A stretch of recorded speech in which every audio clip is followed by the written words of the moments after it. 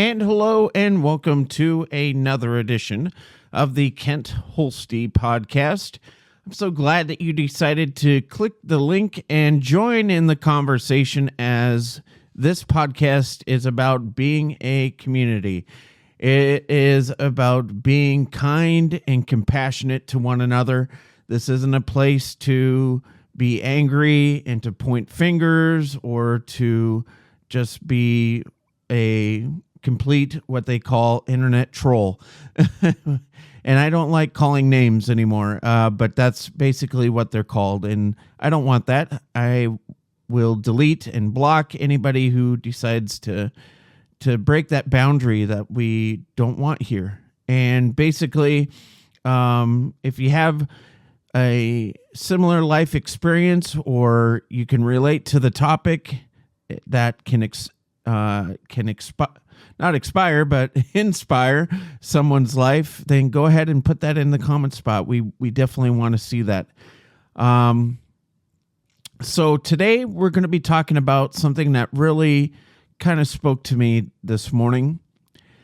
And it's about being, in the right mindset when it comes to, losing someone important in your life. A few months ago, I lost someone very significant in my life, and that was my grandma. She lived to be, believe it or not, 104 years old. And that's just unheard of in this world today, that someone can live such a long, prosperous life, and that she did. If there's one person that I've known in my life that really lived a healthy lifestyle, it was my grandma. She never smokes. She, didn't do anything to her body that was, harmful.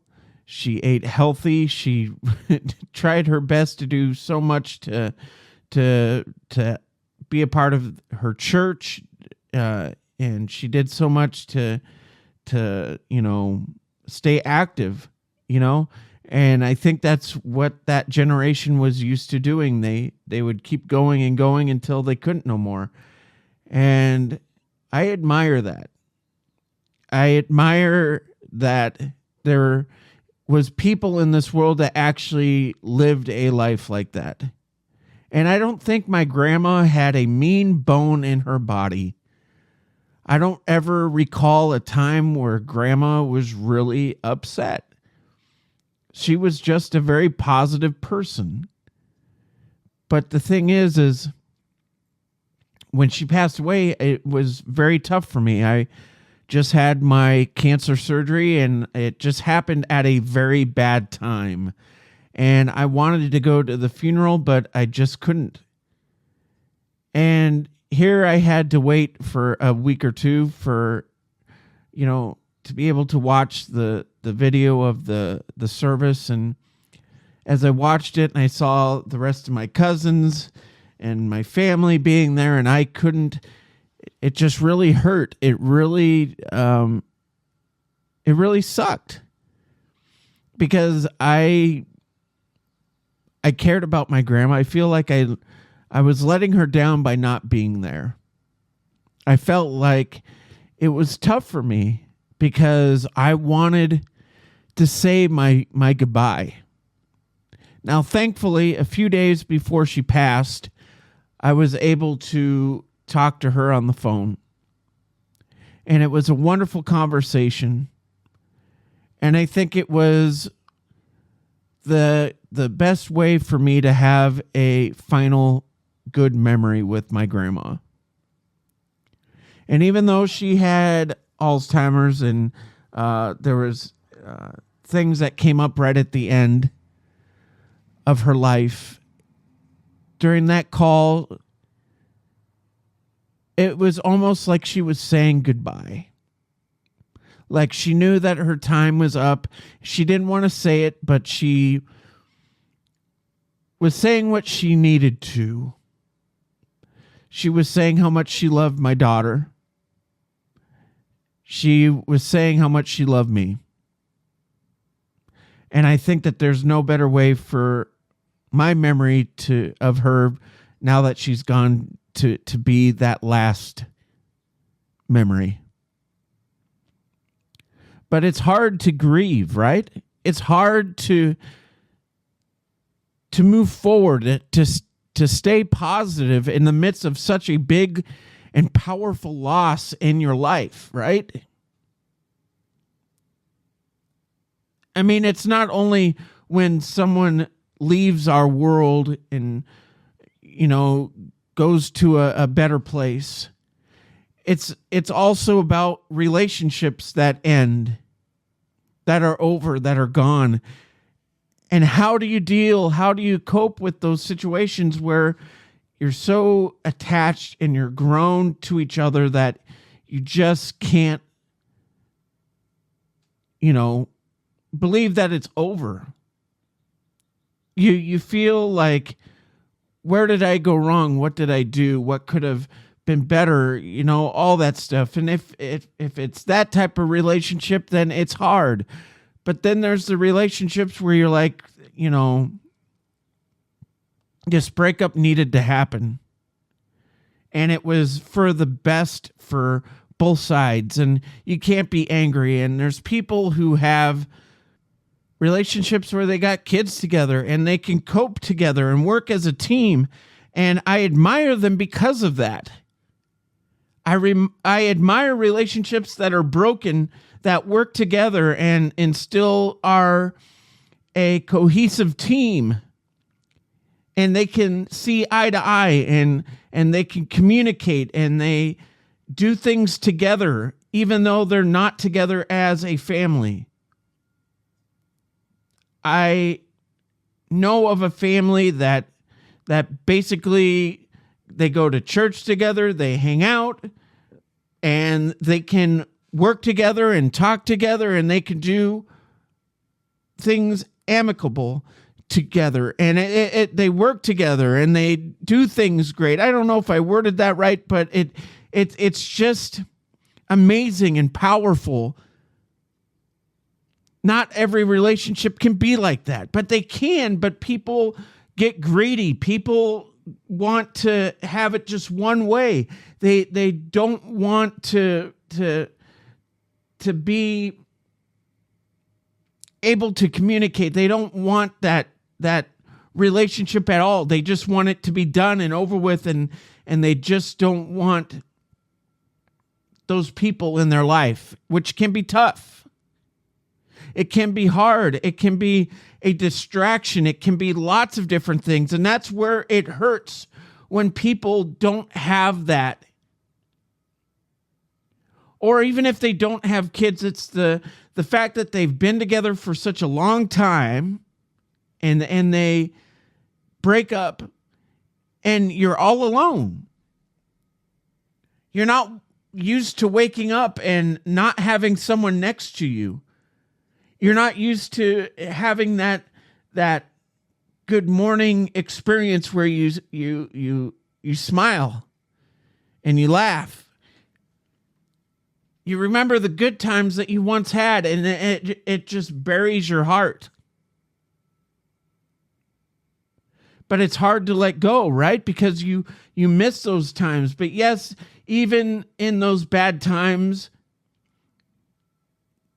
where you that's where it ended, you still had those good times that you reflect on, that really, in your eyes, put the bad times aside. And you're like, those bad times weren't as big as the good. Why did it end? Or maybe you question why your relationship didn't have any good times. And you wonder, why can't I have that answers, those questions that I was left with, not knowing why things were the way that they did. There is someone that I know that had an experience with a relationship where one moment they were being told that they were loved and cared for, and then that same very day, within an hour's time frame, it went from "I love you, I want this to work," to basically it being "I don't want you, I don't love you." And I couldn't imagine what that was like for that person.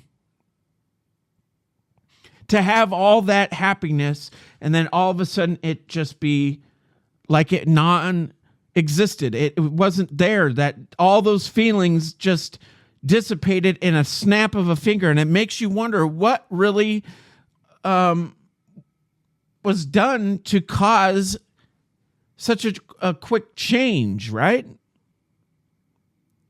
These people that don't have the answers of why.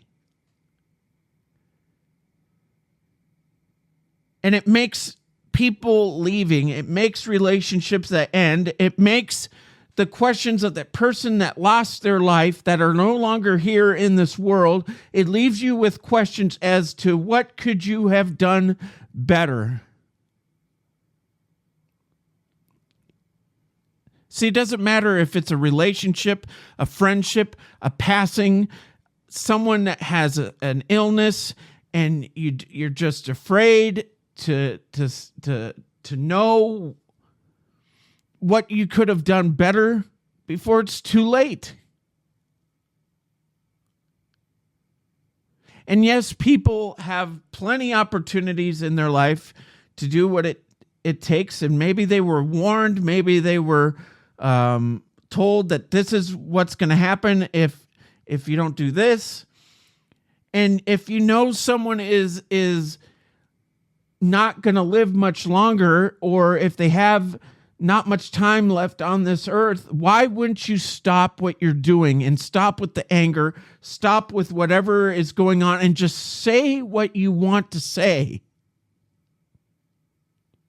Because for me, since finding out I've had cancer, it's been a whole different outlook in my life.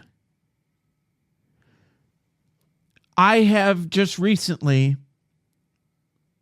gotten contact. My goal lately has to get with every person from my grade school at Trinity, my class, and talk to them and apologize for if I've done anything. And I wanted to close doors that I felt may have been open. And I found out through this process that one of my best friends, one of the people that I care the most about, just about died a few years ago. And now he can't talk. And it tore me up because it just made my whole realization about how life is short. Brought it even more perspective, because this person impacted my life in a significant way. He came into my life at a time where I needed a friend like that. We played music together. We even did an ensemble at a Lutheran elementary school tournament, and we won the highest score. We won 25 out of 25 points out of the competition. We won a blue first place ribbon. And I know that may not seem much to you, but at that time as an 8th grader, when you're competing for something important to you, that is significant. And for me, it was a significant thing. And it's one thing that I've never forgotten. But when I found out that my best friend just about died, it tore me up. And I knew I had to do one thing, and I knew I had to get in contact with him somehow, some way. And even though he couldn't respond, I wanted to share my thoughts. And yes, it was a little bit awkward when I finally got that phone call to talk to him. And yes, I may have not been able to hear what he wanted to say because he couldn't talk. I felt so humbled to talk to him.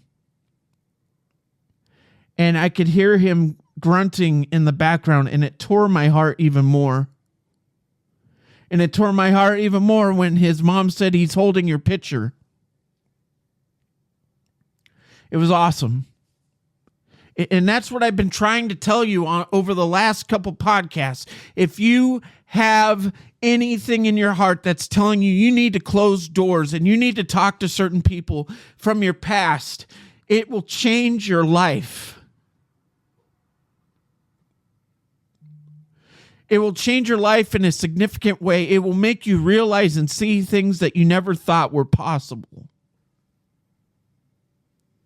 And if you do these things, the chances are of you having problems or grieving in hard ways. Yes, you're going to grieve no matter what, if it's a breakup or if it's a death in your family or whatever. It's going to hurt. But as long as you don't leave a way for a door to be open where you have all this grieving that you've been holding, all this anger, all this frustration, all this feelings of remorse or whatever it may be, you can end it now.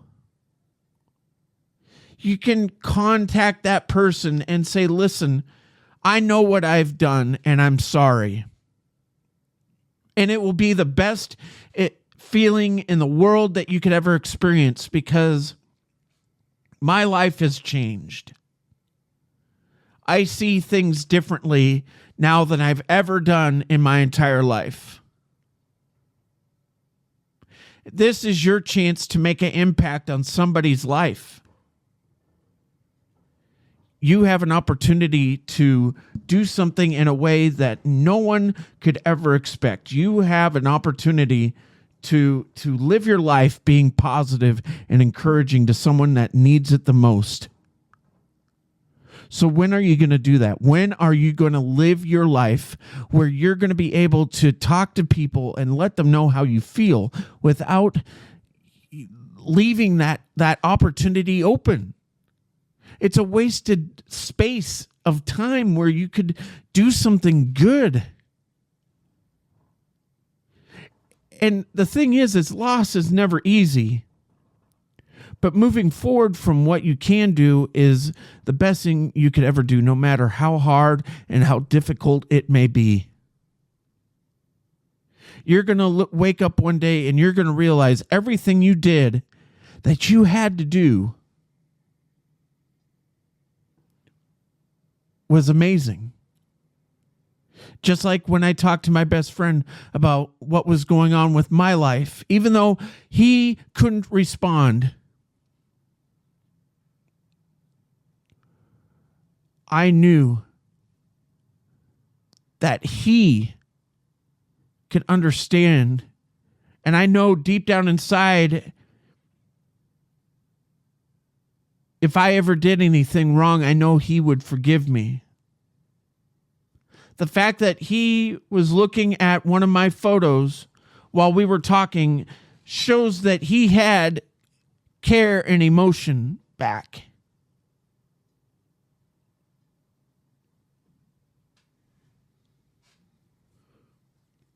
I don't know when my life is going to be over. I may live till I'm 80 or 90. I might not wake up tomorrow.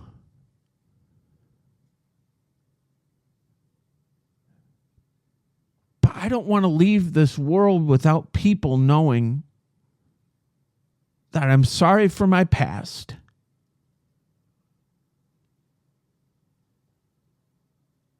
And I just want a clean slate.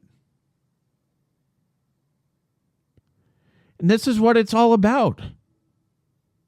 You have all this loss in your life. You have all this frustration or sadness, or you're just grieving because you wish you had that opportunity.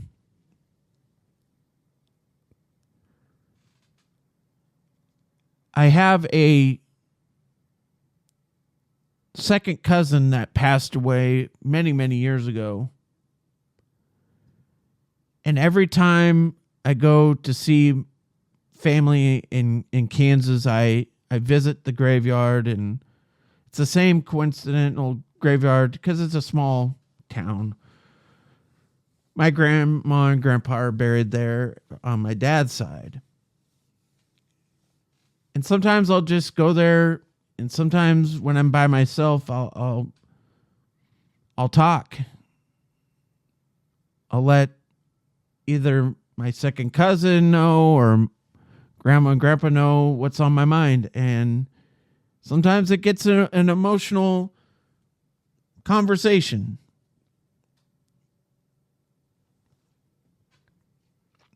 I just want them to know what's on my heart. And even though they're not there, it helps. And maybe that's not an easy thing for you to do, is to go visit. But for me, it's almost therapeutic. Because I don't get to go there all the time. And so when I am there, I take every opportunity I can to go there.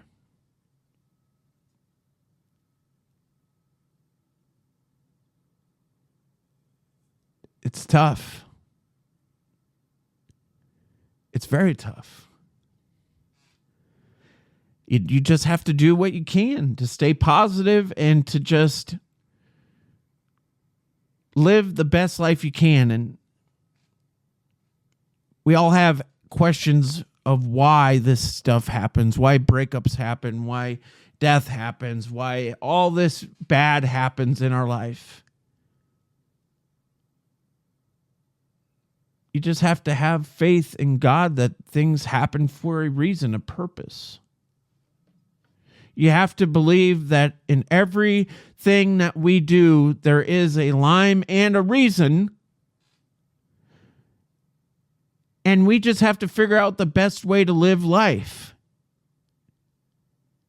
Either you can have a negative outlook on someone's life, or you can have a positive one. And that's the problem with our world today. We focus so much on the negative of what people have done in their past that we forget about the good that they've done.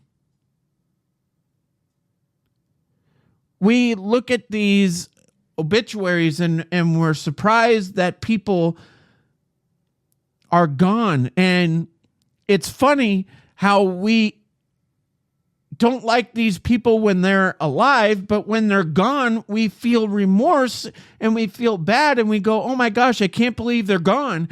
As if everything that we felt before didn't matter. It doesn't make sense.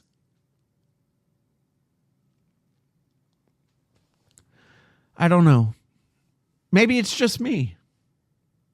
Maybe I'm the only one who feels these things when I look up obituaries and I see these people that I knew of in high school, or they did certain things to me, or we were in a relationship or friendship or whatever. It doesn't matter. And maybe there was good times, maybe there was bad times, but I always feel bad. Like we see all these people and all these names that we know of. And in fact, there was a family that I knew of that had a tragedy happen with their kids. And then just recently they lost a child of their, a teen of theirs. And it's just like they had so much loss in their life. How can they go through with all this stuff with their own kids? Because when you have kids, you have this fantasy, this mindset that you want to see them grow and have grandkids and you want to spoil them. Or even the fact that when you have kids, you have that dream of going to their dance recitals or going to their sporting events, throwing a football or a baseball, softball. There's so many things as a parent you dream of. And when they're gone, how do you cope with that? There's just so many things in our life where we deal with loss that we don't know how to cope with it. How do you handle this? We live in this time, in this age of people who go through so many things in their life, and they have hurt.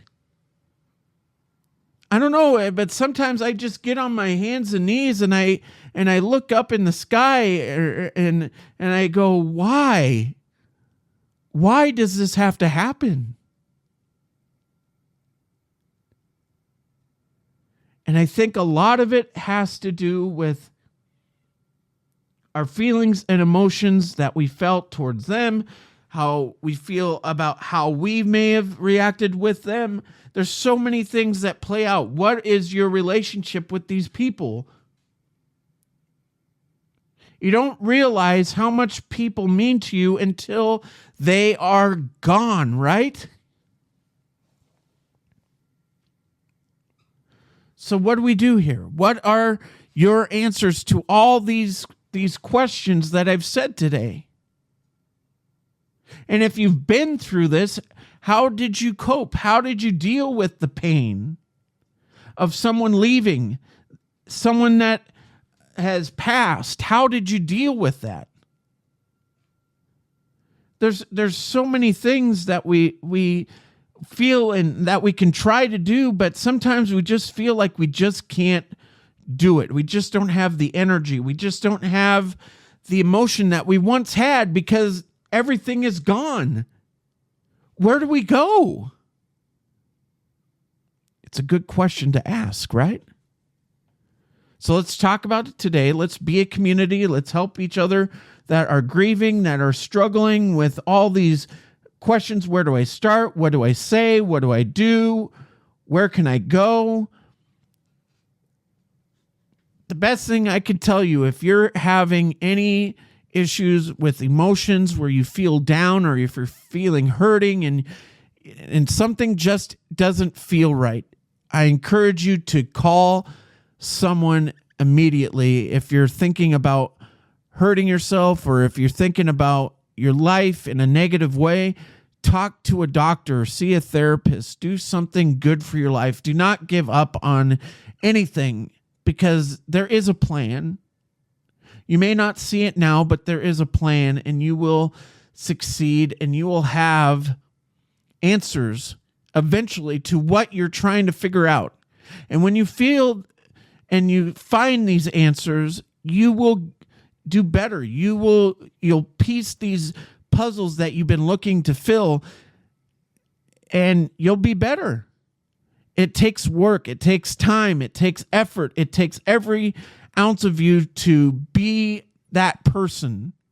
So be that person today. And remember to always think and be positive.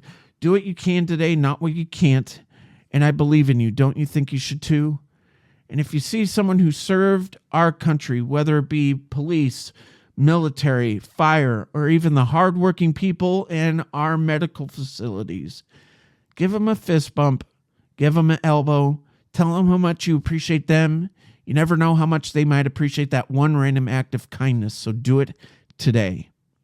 Until the next time we talk, please be safe, please be kind, and remember to like, share, comment, and subscribe to this YouTube channel, ringing that bell for all the latest content right here on the Kent Holste Podcast and all the other family of Kent Holste Podcast channels. And we'll see you on the next one. Take care. God bless.